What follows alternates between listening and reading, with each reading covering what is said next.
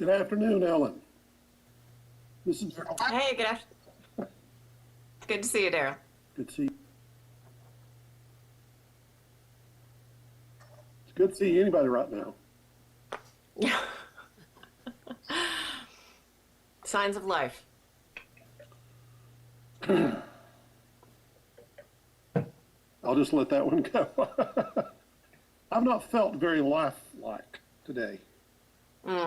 Sorry to hear that. Yeah, one of those things. All right, it's 4 o'clock, so we'll go ahead and get started. We're recording this, and I guess we're broadcasting too. So people that want to, any of the planning commissioners that want to, can certainly review it on our YouTube channel. But I am going to introduce our speaker. But first, I wanted to give you a background on why I've requested this training.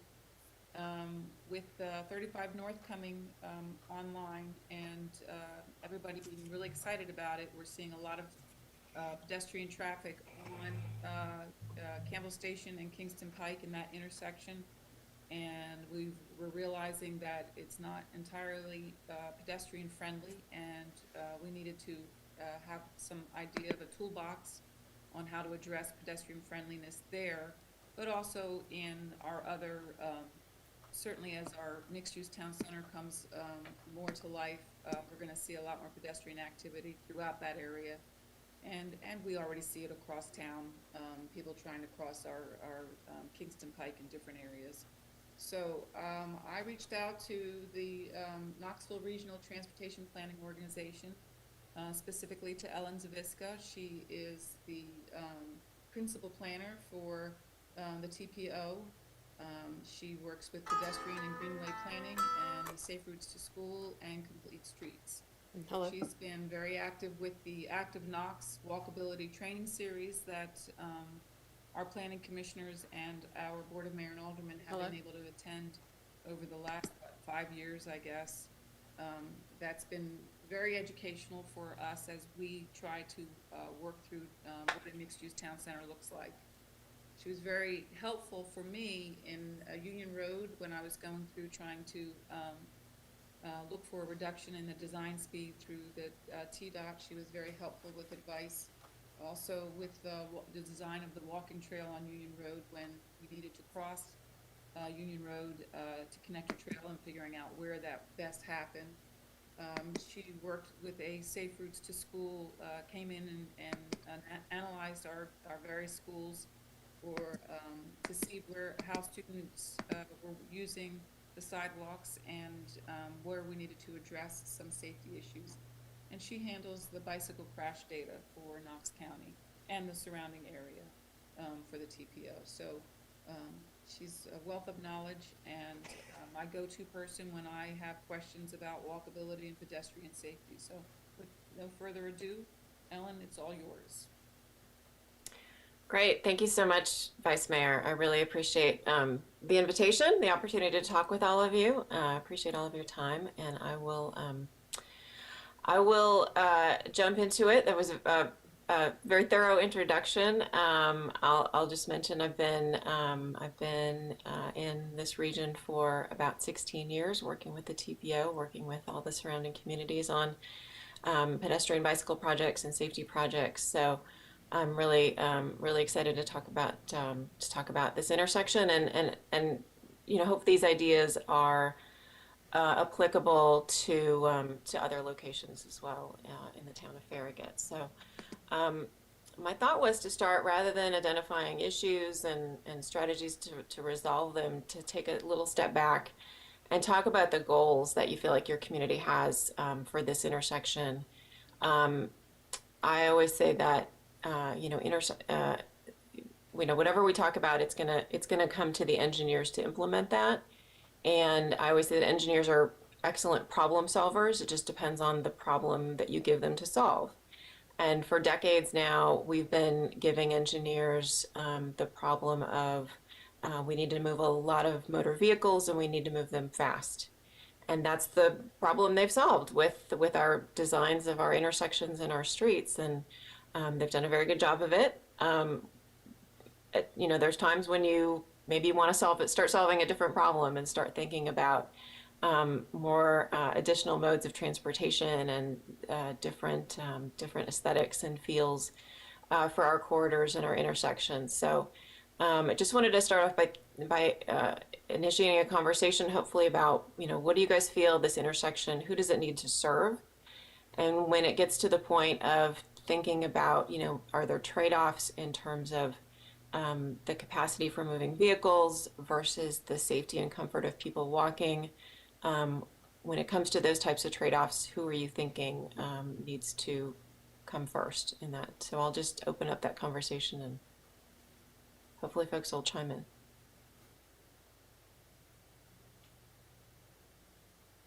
This is Alderman Pinchot. I'll start. That intersection we're talking about, Kingston Pike and Campbell Station, is to be looked at in both transportation of automobiles and pedestrian.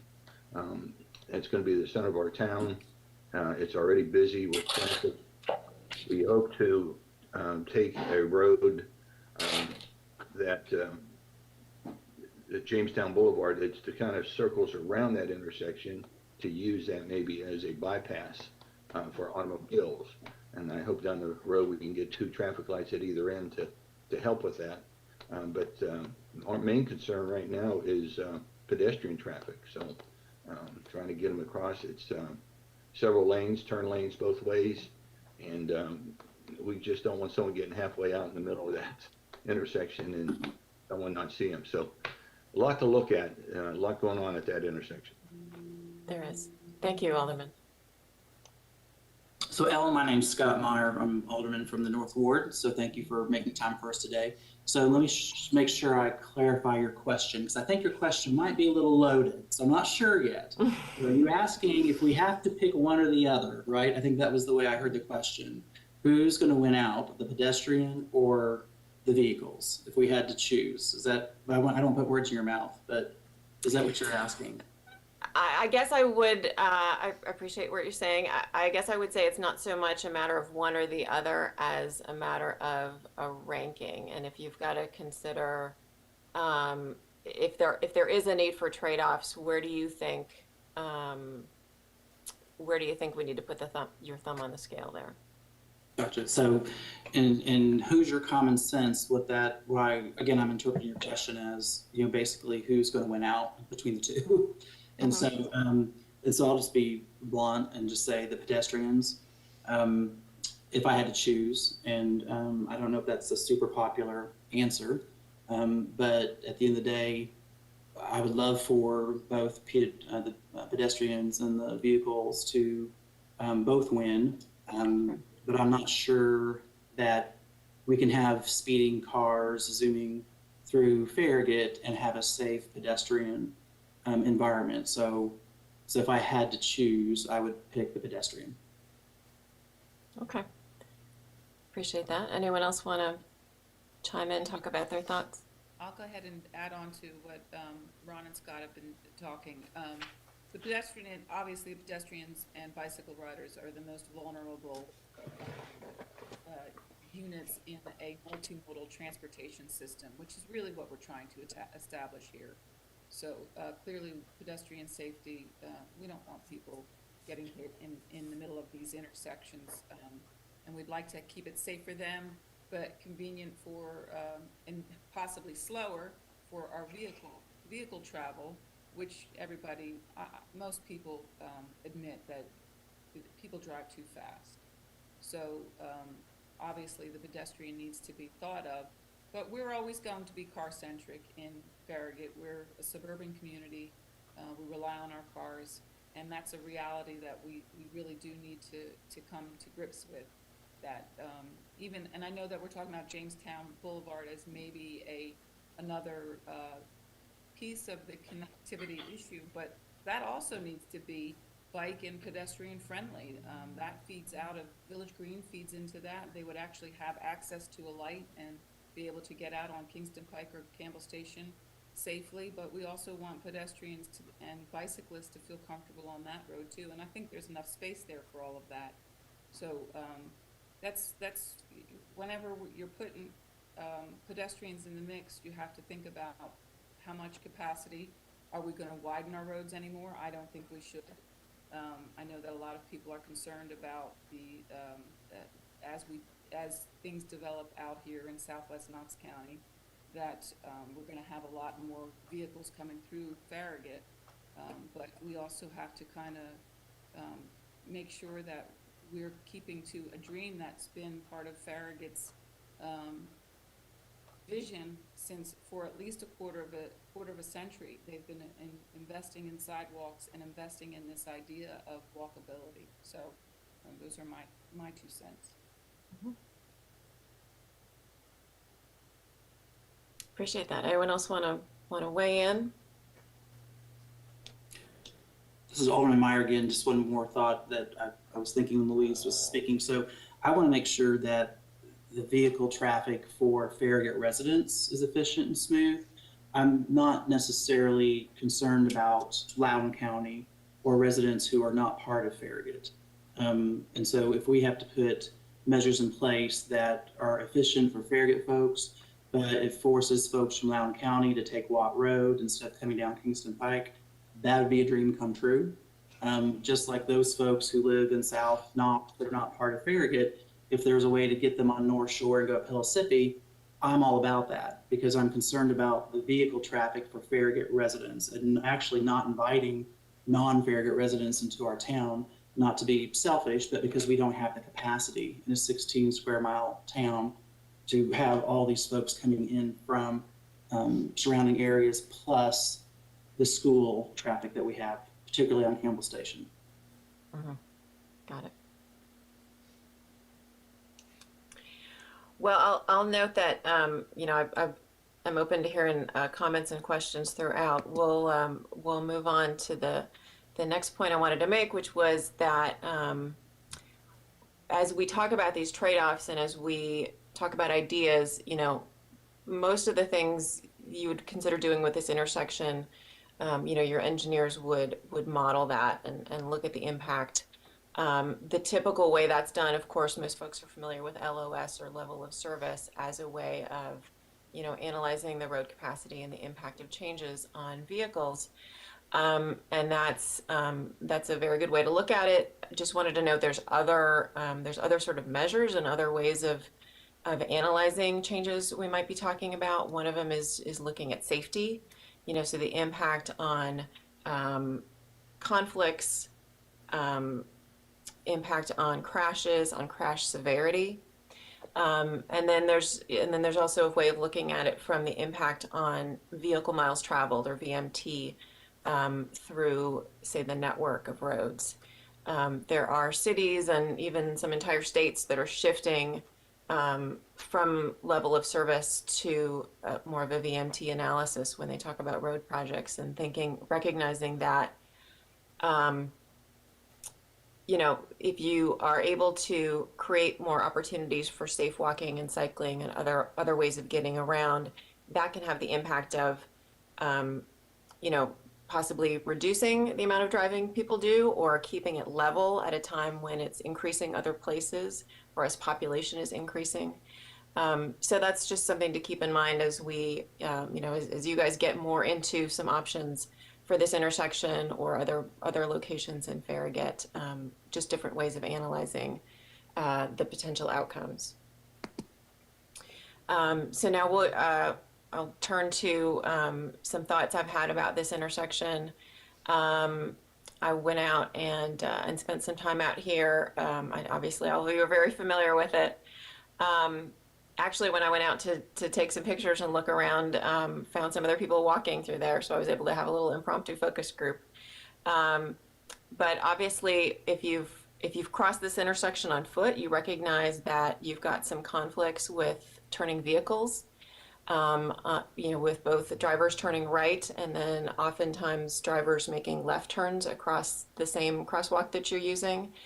So you end up being in this position where you're kind of having to swivel your head and look for cars coming at you from all directions, which is, a safety issue. It's a comfort issue. Are people going to choose to put themselves in that environment when they have other alternatives?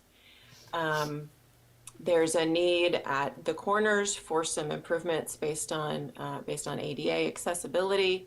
That's obviously not unique to this intersection, not to Farragut, everyone's catching up with these. But you've got just the singular ramp at each corner. I didn't obviously go out and measure slopes. There might be issues there, maybe not. And there's a need for, you know, the truncated domes and all that stuff. But that's, you know, when it comes time to make those upgrades, that's an opportunity to make some other changes as well. And then it's just got those long pedestrian crossings. It's just all that exposure to traffic as you're crossing. And again, you know, the sort of the stress of that, the discomfort of that as you're crossing those. And these are estimates of that distance just based on KGIS, but they are long crossings. So I'll walk through some ideas I had for just some solutions to explore that I'll share with you. You see a big asterisk there that says, you know, TDOT's got to be part of this conversation when it comes time to consider making changes. Obviously, Kingston Pike is a TDOT road, and they're going to want to weigh in on that. So keep that in mind, of course. So one option is just, you know, starting with the signal timing, starting with sort of more lower cost, less intervention, and moving toward things that cost a little more, take a little more time.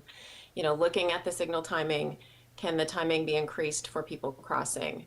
Can the timing be altered so that when a pedestrian pushes the button, you are able to reduce some of those conflicts that people are facing as they're in the crosswalk? And one opportunity to do that would be what's called a leading pedestrian interval. And for folks who aren't familiar with that, this is a way of giving pedestrians kind of a head start to cross. Again, this is activated when they've pushed the button. Sort of a 3 to 7 second head start where drivers aren't able to turn left across that crosswalk. It's typically even prohibited to have, you know, right turns, so that you would need, you know, a prohibition, like an additional sign that says, you know, no right on red, just, you know, during that's activated during that phase.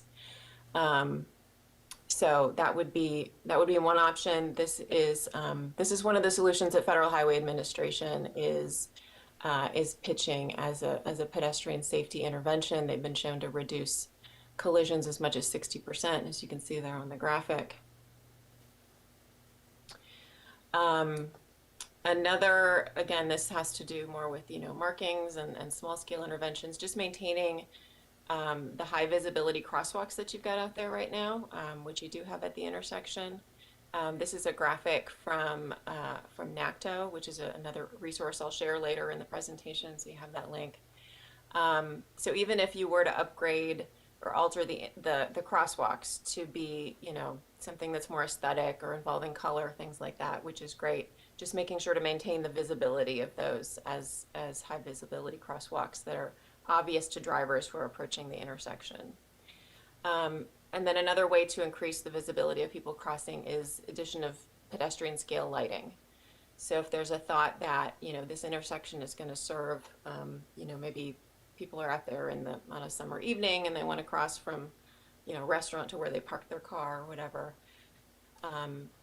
you know, having the appropriate lighting, again, that serves, you know, specifically on the crosswalks. That's a huge safety factor. Again, this is some information from Federal Highway Administration.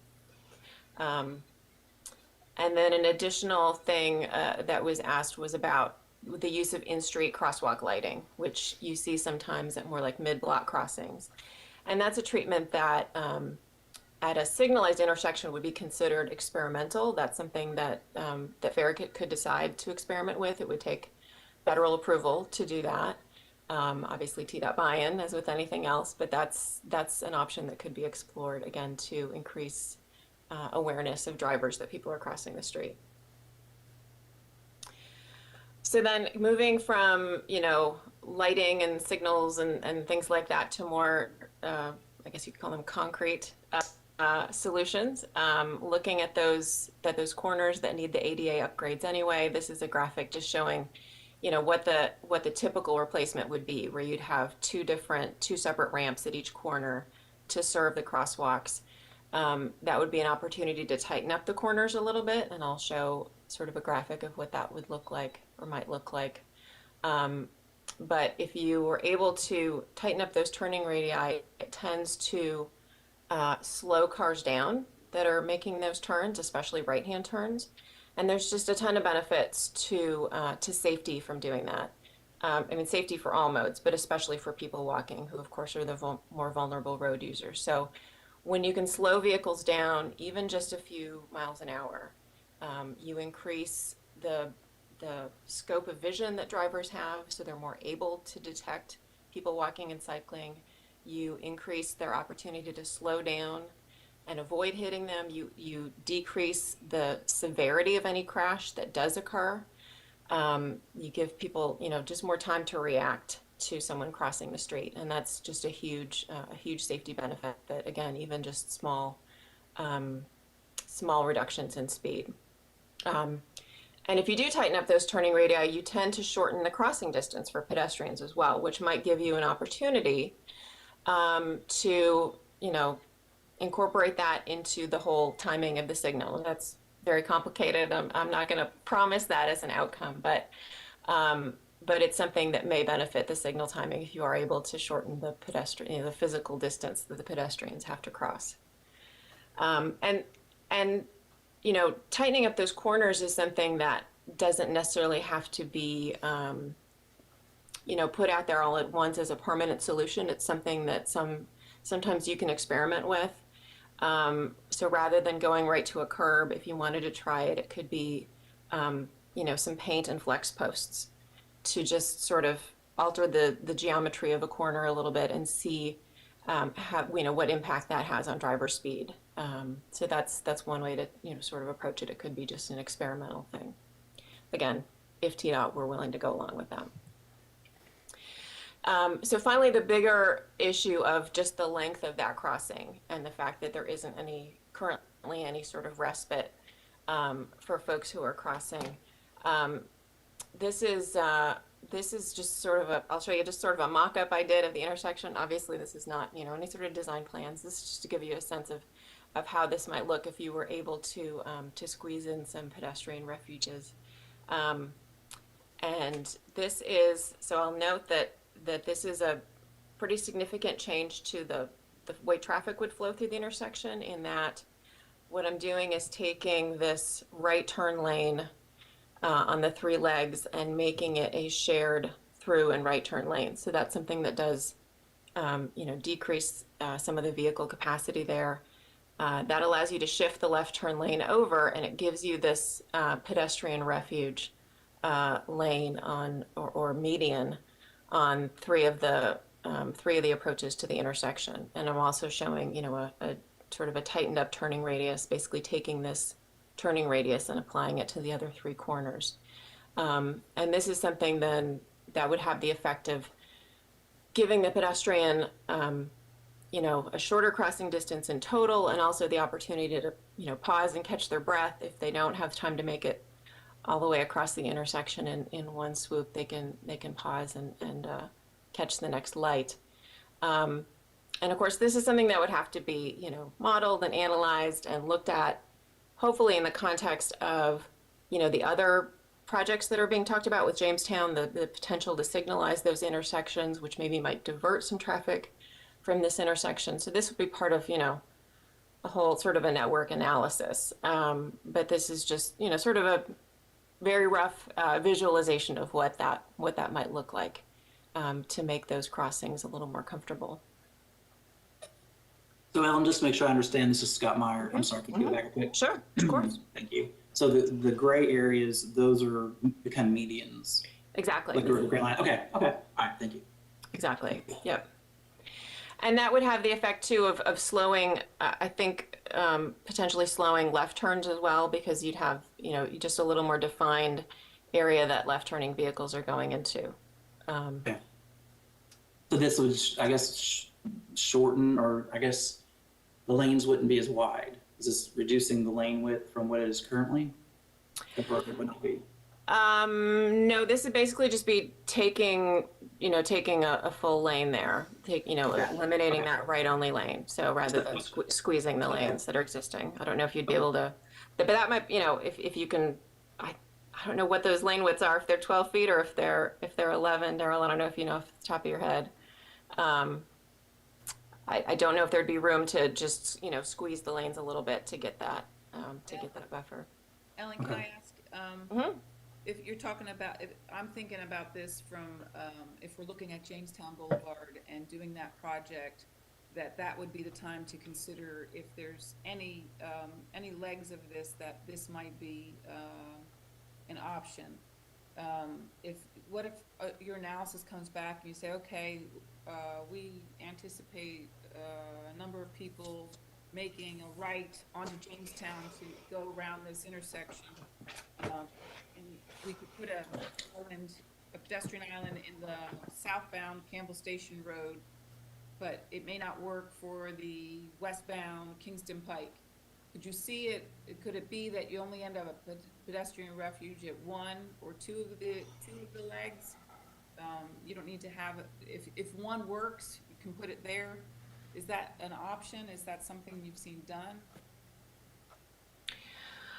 I would think so. I mean, you just got to make sure that the lanes, that the motor vehicle lanes obviously line up, across from each other. So, but that's certainly something, you guys could just, sketch out some different configurations, obviously based on, based on what the traffic model tells you. And, again, just looking at the network and if you're able to signalize those intersections on Jamestown and divert some traffic over there. So, yeah, this is just sort of, one potential.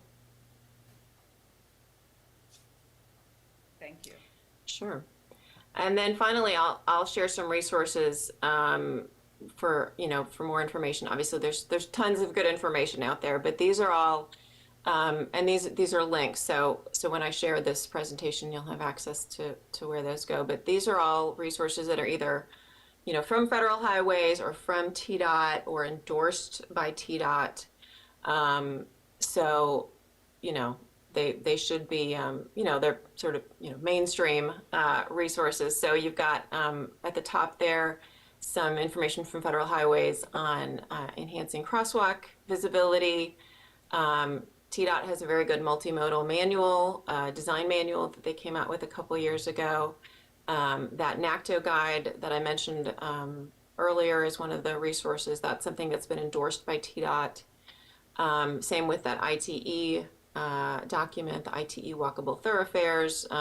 That next link is to other TDOT guidance for multimodal design. So they've got a whole list of things. And I'll also mention that we have planning grants available as the TPO. We've got a call for those open right now. That would require a 15% local match, but that would be, again, if there was interest in doing sort of a bigger picture look at this intersection, some other proposed changes for Farragut, that's a resource that could be used to do that analysis. So, I'm sorry, Ellen, the phone is going to ring up. My question to you is, we have an issue at Concord Road, and that's a TDOT road, as well as we're looking at this. Can they all be put into the same planning grant request? now I'm trying to with a certain intersection on Concord or just the corridor itself. The Concord, where it turns onto Concord Road, the Concord Road, South Campbell Station Road, Concord Road intersection. I'd love to see us tighten up that. Campbell Station in Concord. Yeah, where Concord, where they're doing the construction. Yeah. And then Yeah. it turns on to, you'd make a right, like you're traveling away from southwest Knox County and you make a right onto Concord Road, our old Concord Road. Yeah. That corner is, it's almost like it almost acts like a slip lane right now. Right. People don't really slow down. They just, the radius of it is such that you really don't have to slow down. And we're gonna see more pedestrian activity out there. Yeah. So, certainly, if we could tighten that one up, that'd be wonderful. Can we do that, request that study along with this one, or do they kind of have to be related? I would think if they're similar, and I don't know if Jeff was maybe going to join us. If he has, he's of course welcome to chime in. I would think if they're kind of similar in scope, you could, and there were enough funding available where you could look at, two different similar intersections. I would think that'd be feasible. I mean, I can just, we can just run that past Jeff and past TDOT. So Okay, yeah, all right. it's a possibility. Okay, thank you.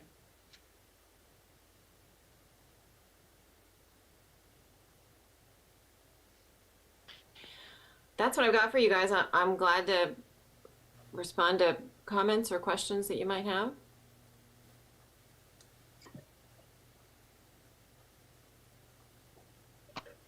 Alan, this is Alderman Pinchuk again. I am in favor of the lighted crosswalks. I know when I vacation in Florida, and I've told the board members this before, and they're familiar with my thoughts, but from your standpoint, they seem to be very effective. And I'm talking about the lights in the road. So a pedestrian hits a button and they know how much time they have to cross, and then all of a sudden the lights start flashing on the road, and it seems like they work very well. But you're saying that it would be a test program at a lighted intersection. Does Daryl know how to go after those ones? And I mean, we have all the information we need to see if we could be a test program. If I may step in here, Alderman Pinchot, it's a request that is made to Federal Highway Administration for doing something that is outside the norm. If you recall our left turn lag signals, intersections, as well as the flashing left turn, say at Virtue and Kingston Pike, westbound,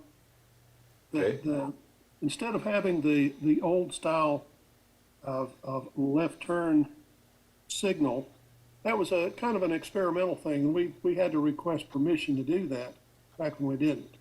Now, we knew at the time that Federal Highway Administration was going to approve it. It just hadn't made its way all the way through yet, so we did have to request that. We can make that request, but I think before we did that, I would probably want to run it through TDOT's traffic office to make sure they're okay with it. Ellen, have you any thoughts yourself on how effective that might be from your experience and background? I can't speak to the effectiveness specifically at a signalized intersection. I did reach out on a listserv I'm on to try to figure out which communities are already experimenting with it. I think we could get that information from Federal Highways as well, and could ask any of them if they've been studying it, if they've collected data before and after yielding percentages or something like that. So that, I'd imagine that'd be part of the process of considering whether you wanted to do it, in addition to, of course, engaging the folks at TDOT in that discussion. But I'm glad to see if I can find some more information about the effectiveness of that. I sure would appreciate it. Thank you. Good presentation. Enjoyed it. Ellen, I'm not sure if you made it clear in the reason we'd have to go through that. On Alderman Pinchuk, I'm not sure if you're aware, the MUTCD, the Manual for Uniform Traffic Control Devices, is that what it is? Does not allow for it to be used at signalized intersections. They do, however, suggest it's a good option for the mid-block crosswalk. So that's where this is coming from, is there's a pushback in that direction. That's why we would have to ask for permission from TDOT and from Federal Highway Administration. Of course, I can see, and I understand it from someone who's coming up on the intersection, but I think it would be really effective for people making a left into the intersection, because they have a clear view of the crosswalk, and we'll see if it's lit up, that'll catch their attention. Someone coming up on the intersection, it may be very busy with all the lights and everything. I think that's probably part of the reason why MUTCD does not support it, but I would love to hear the experiences of the local governments that are actually testing it, because that's how things change, is by trying things out and seeing what works. Mm-hmm. So speaking of trying things out, Ellen, I have one more question for you. If you could flip back to your design, so I just have to ask this, and you're not going to hurt my feelings if we can't do it, but I'd like to pick your brain on your design, which I really like. So have you ever seen it where you would have the white lines as they are currently, but you'd also have the ability to walk from the, like in an X, from corner to corner, like you pretend you have like a big white X in the middle of that. And what happens is, like in Indiana, we call them scramble lights. And what happened is no cars go, all the people scramble, and then all the people stop, and then all the cars go. So in other words, you can't get hit by a car because there are no cars going when you're walking. Have you ever seen anything like that? Yeah, I am familiar with that treatment. We have one of those that I'm aware of in Knox County, downtown Knoxville. One of the intersections on Gay Street. As you said, it's often called a pedestrian scramble.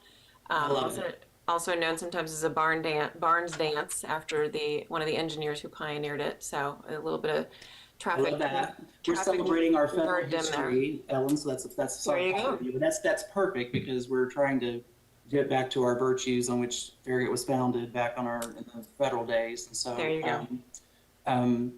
So all I know is, and I went to Ball State University in Memphis, Indiana, and they had the scramble light at this major intersection. And of course, I'm sure this wasn't true, but we said every time the lights go off and all the people are crossing, it was the busiest intersection pedestrian-wise in the world because there were so many kids, especially on Friday nights, which we won't go there. But Sure. at any rate, I was just curious if is there any studies that would show the impact of that? Because I'm to the point where I have seen multiple times a pedestrian almost get hit right now, just because somebody's turning and nobody is being mean. There's no ill intent at all. It's just people are being people, and you just don't see the pedestrian because it's such a large intersection.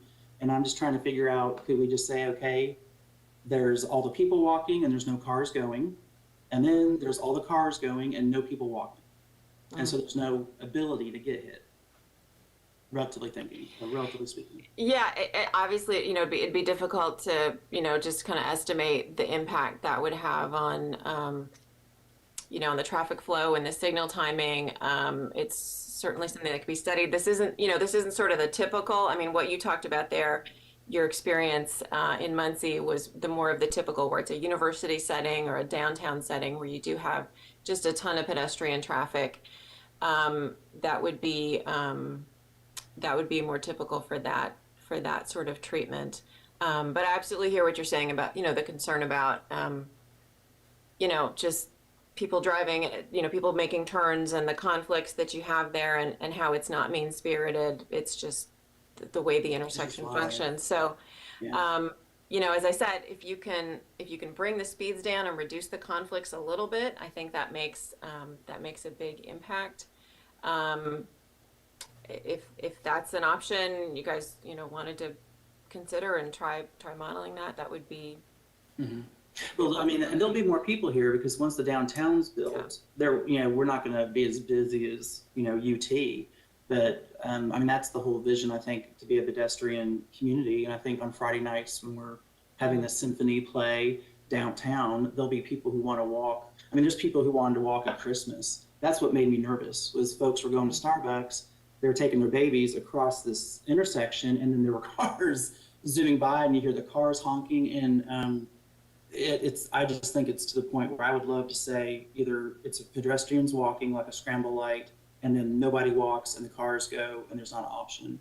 And I do think that we'll have more volume of people here. So I guess I'm putting that out there, Daryl.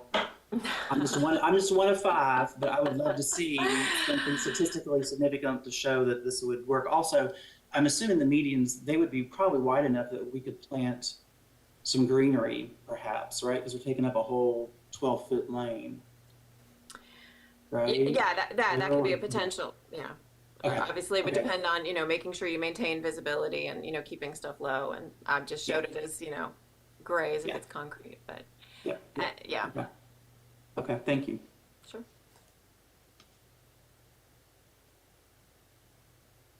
I'm just glad I'm not crazy. I'm so glad there's a scramble light downtown Knoxville. Because I was telling you, like, Louise, we're in a planning session. I kept thinking, I know I've seen this somewhere. I just couldn't remember. But it wasn't just Indiana. It was downtown. And it was busy. It's right there on Gay Street. I remember now. Exactly. What it is. Yeah. Okay. Yeah. They do have Okay. those, they do have those in Nashville. I know around the Second Avenue area.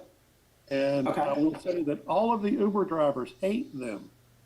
Good. You know, and I love that because the Uber drivers can go on Watt Road right out to I-40. That's where they can go. And you can. Yeah. And I don't know if it's a possibility with, with the hardware and the software you have, or it's ever a possibility where, that just becomes something that's an option, maybe when you do have a big event some evening, and it's not the typical way the system works. Again, that's a traffic Yes. signal expertise issue that's beyond my expertise. Daryl, would we be able to do something like that if we had like an event where everybody was leaving or walking at the same time? Would we be able to do that with this new CMAC upgrade? I'm not sure I understand what you're asking. Would we be able to? Do a scramble on occasion when we do have a lot of pedestrians? Would that? I don't even know. I think just my first blush thought on it would be, we would either need to do it or not do it. It's not something I would want to switch back and forth on. That makes sense. Yeah, that makes sense. People need to, they need to have some expectation of what they're coming upon. Sure. Especially if we had a big event, we could probably have the police or the sheriff could be there directing traffic and pedestrians anyway. I should say it might be more of a law enforcement thing if it's an occasional event thing.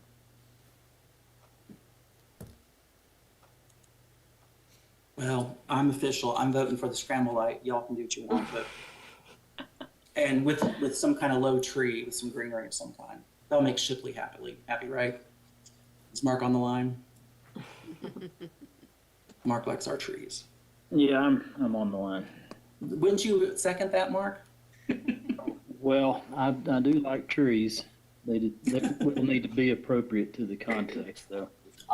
I knew you'd say that, and I agree with you.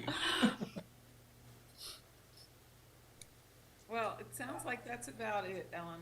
Mark, did you have something you wanted to add?